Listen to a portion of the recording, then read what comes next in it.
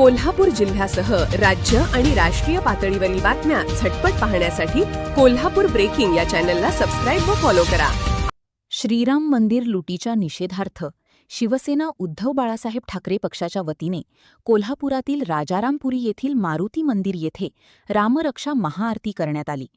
यावेळी जिल्हाप्रमुख विराज पाटील, विजय देवणे, महिला आघाडीच्या जिल्हाप्रमुख प्रतीक्षा उत्तुरे, महेश उत्तुरे, शहरप्रमुख मंजित माने, विशाल देवकुळे, नगरसेवक सुनील मोदी, स्मिता मांडरे यांच्यासह शिवसैनिक उपस्थित होते. यावेळी विराज पाटील यांनी राममंदिरातील चोरी प्रकरणी सखोल चौकशी करून दोषींवर कडक कारवाईची मागणी केली. अखंड हिंदुस्थानचं दैवत प्रभू श्री रामचंद्र यांचं मंदिर 2020 साली झालेलं आहे. ह्या मंदिरामध्ये जी चोरी झालेली आहे, दानाची जागा घेणाऱ्यामध्ये जो भ्रष्टाचार झालेला आहे, ह्या प्रकरणाची मूळ SIT चौकशी लागली. तर ह्या SIT चौकशीमध्ये ज्या लोकांना FIR मध्ये घ्यायला पावतं त्या लोकांना FIR मध्ये घेतलेलं नाही.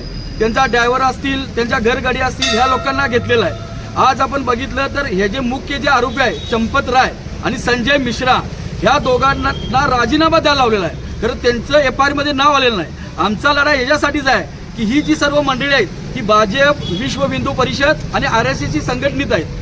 ही यांची भूक थांबलेली नाही.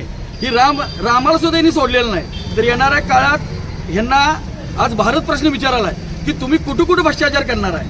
लोकांचे खासदार पळवताय, लोकांचे आमदार पळवताय, रामाची देणगी पळवताय.